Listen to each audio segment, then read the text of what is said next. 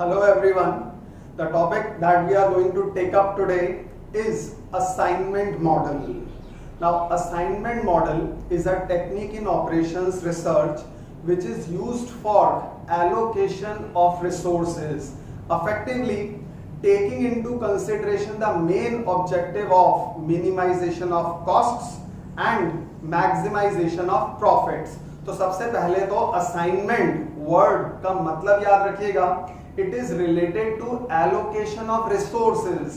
Like workers can be assigned to various machines, employees are to be assigned to various jobs, right. Similarly salesman can be assigned various territories, or in cricket also assignment can be used whereby the batsmen are to be assigned various cricket positions.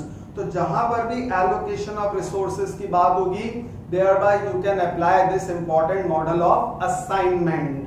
Now assignment, as I said, it is related to allocation of resources, जहां पर workers को machines assign की जा सकती हैं, employees जो हैं उनको जॉब्स, रिस्पेक्टिव जॉब्स असाइन की जाएंगी.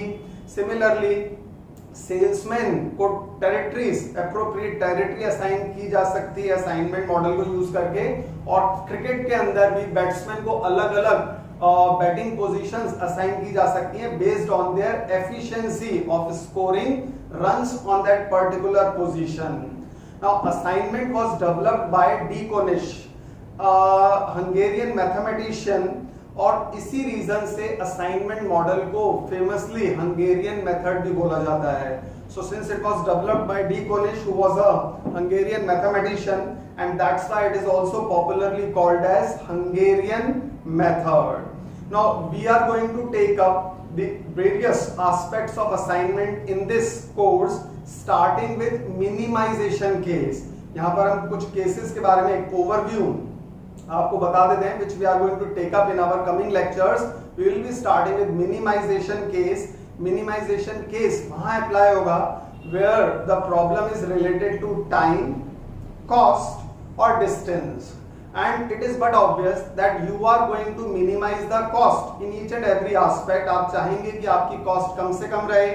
इसी तरह से अगर कोई एक वर्कर एक मशीन के थ्रू एक टास्क को परफॉर्म कर रहा है, so you will always wish कि वो जो टास्क का टाइम है, उस काम को करने का जो टाइम है वो कम से कम आए. तो टाइम फैक्टर को मिनिमाइज किया जाएगा, कॉस्ट फैक्टर को मिनिमाइज किया जाता है. इसी तरह से डिस्टेंस रिलेटेड कोई भी प्रॉब्लम हुई, राइट, अगर आपका कोई ऑफिस है जो पर्टिकुलरली किसी सिटी के अंदर आप एस्टैब्लिश करने का सोच रहे हैं, इसी तरह से एक चेन है, काफी सारे ऑफिसेज है जिनको आप अलग अलग सिटीज में एस्टैब्लिश करने का सोच रहे हैं, so you have to take care of the distance aspect also. और जहां भी डिस्टेंस एस्पेक्ट आएगा, the problem has to be minimized. Now I give an example for you of minimization case.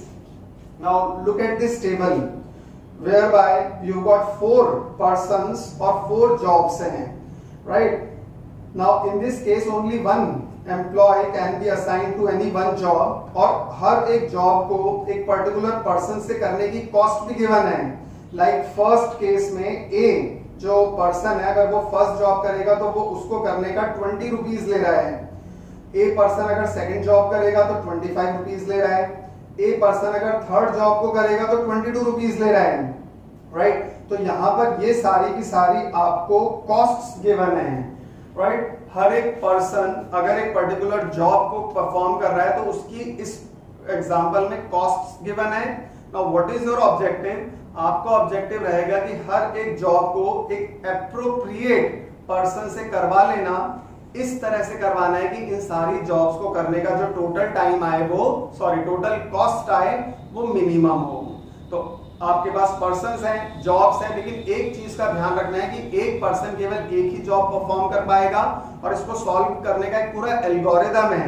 we will be making use of various steps like row operation, column operation, right? We will be drawing number of lines. So there is a sequence of steps which needs to be followed, और वो follow करेंगे हम, and then we will arrive at the optimum solution. और आपका purpose यही रहेगा कि किसी एक जॉब को एक पर्सन से करवाना. ऐसी तरह से जो भी सारी जॉब्स है उनको हर एक पर्सन को आप असाइन कर देंगे by taking care of this factor called costs and the objective is minimization of cost.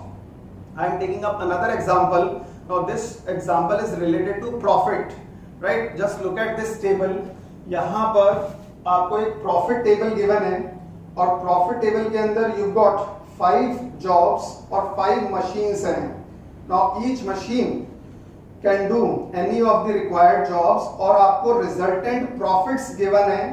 तो जॉब 1 अगर मशीन ए के थ्रू की जाएगी तो आपको 30 रुपीज का प्रॉफिट आएगा. जॉब 1 अगर बी मशीन करेगा तो 37 रुपीज का प्रॉफिट होगा. जॉब 1 मशीन सी करेगा तो 40 रुपीज का प्रॉफिट होगा, राइट? तो आपके पास ये सारी अलग अलग जॉब्स हैं और आपको ये जॉब्स को एक पर्टिकुलर मशीन को असाइन करना है. मतलब हर जॉब को एक मशीन को असाइन करना है. उसका आपको पता है पूरा एक सीक्वेंस ऑफ स्टेप है जो कि हम फॉलो करेंगे. We will be taking up this problem also. तो एक पर्टिकुलर जॉब एक पर्टिकुलर मशीन को असाइन करनी है और इसी तरह से सारी जॉब्स को सब मशीन्स को असाइन करते हुए जाना है. Thereby taking care of the aspect called profit. तो आपको एक पर्टिकुलर जॉब एक मशीन को असाइन करना है, दूसरी जॉब दूसरी मशीन को असाइन करना है, next job assign to some other machine, but taking care of this factor called profit. Ultimately your goal will be the maximization of profit. Just look at the last line. Find out the maximum profit possible with the help of optimum assignment.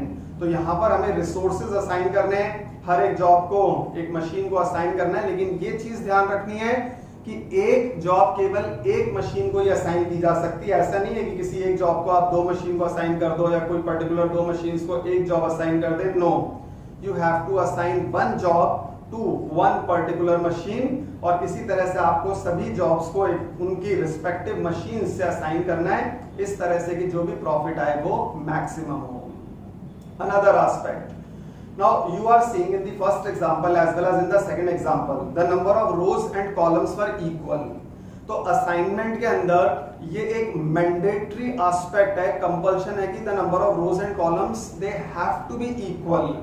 अगर rows और columns आपके equal नहीं है then it's a case of unbalanced assignment problem. तो unbalanced होगा, उसको हम dummy row या डमी कॉलम अप्लाई करके बैलेंस करेंगे. अब डमी रो का मतलब है वो वाली रो जिसकी सारी की सारी वैल्यू 0 होंगी. सिमिलरली डमी कॉलम मतलब वो कॉलम जिसके सारे के सारे वैल्यू 0 होंगे.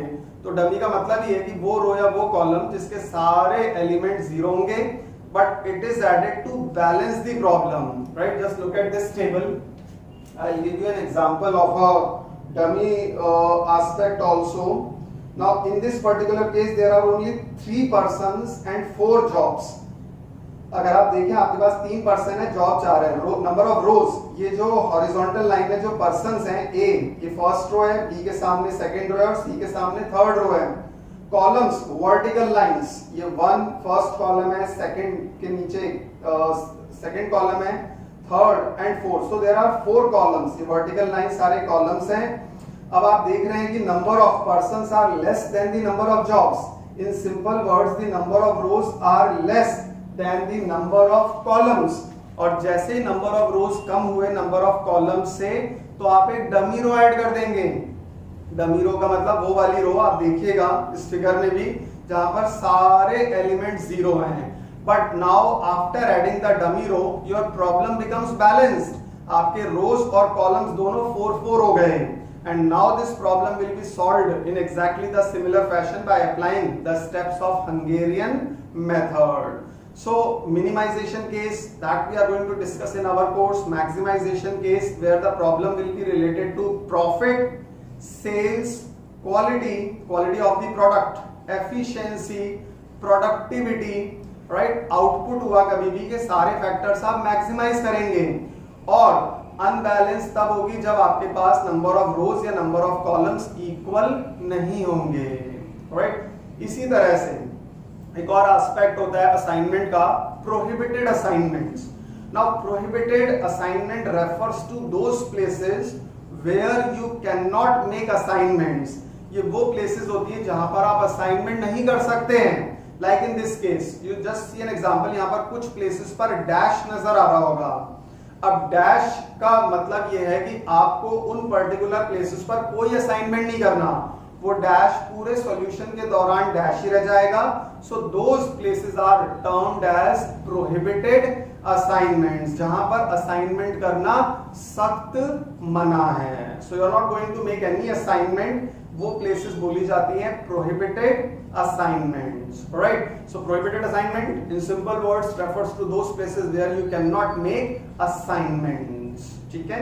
Next, minimization, maximization, unbalance, prohibited assignment के बाद there is one more aspect which is multiple optimum solutions, also called as alternative solutions. Now कई बार ऐसा होगा असाइनमेंट की प्रॉब्लम्स को सॉल्व करते वक्त आपके पास एक से ज्यादा जगह पर बॉक्सेस बनेंगे.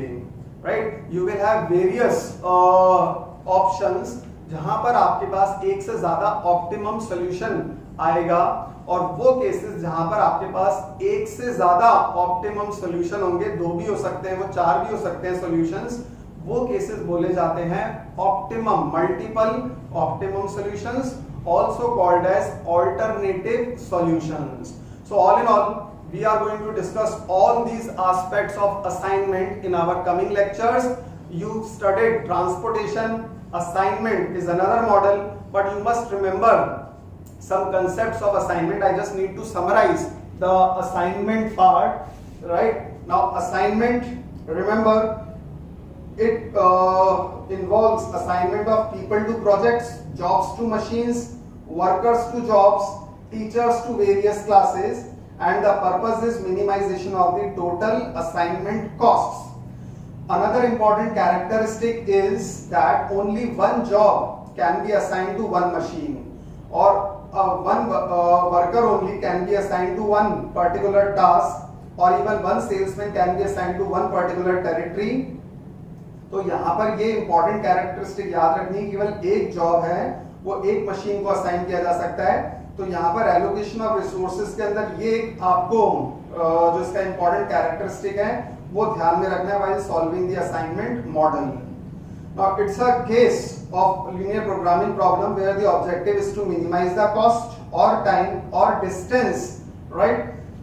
It was developed by D Konig. ये ध्यान रखना है आपको, ये आपको बताया भी था कि this method of assignment was developed by D. Konish, who was a Hungarian mathematician, and that's why this method is popularly called as Hungarian method also.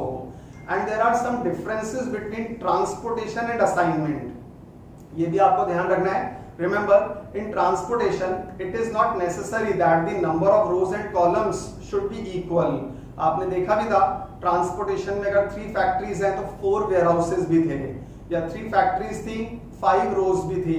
Right. लेकिन असाइनमेंट में it's a compulsion that the number of rows and columns should always be equal, और equal नहीं है तो वो category हो जाएगी unbalanced problem की, जिसको आपको बताया आपको बैलेंस करना पड़ेगा, then only you can solve it.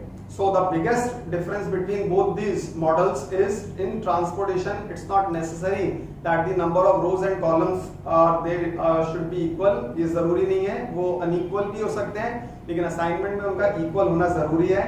Transportation में you make use of demand and supply. कई बार 30 यूनिट्स होता है, सप्लाई 40 यूनिट्स है, 50 यूनिट्स है. डिमांड भी और सप्लाई भी अलग अलग यूनिट्स के अंदर वेरी करते हैं. और असाइनमेंट के अंदर remember the supply and demand is always equal to 1.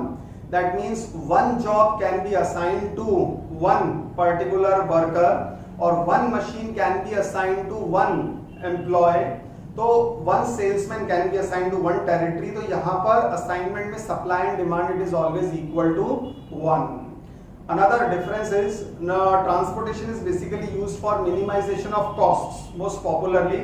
In some cases it is used for maximization of profits, but in assignment it's a very broad field which is used for minimization of cost, minimization of time, minimization of distance, और maximization profits के साथ साथ sales, quality, efficiency, productivity, output, बहुत सारे factors को आप maximize कर सकते हैं. So that is another difference between transportation and assignment.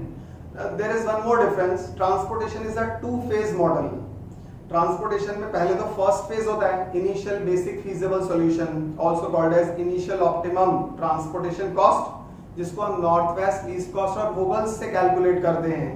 उसके बाद सेकंड फेज होता है stepping stone and Modi method, में से कोई सा भी अप्लाई कर सकते हैं आप। So transportation a problem is solved in 2 phases, पहले इनिशियल आंसर आएगा फिर फाइनल आंसर आएगा। While assignment is a 1 phase model, यहाँ पर आप अपने मेजरली स्टेप्स अप्लाई करते हैं and when you come to the last step it's always the optimum solution. So remember these basic differences between transportation and assignment, and we are going to cover all these aspects in our coming lectures.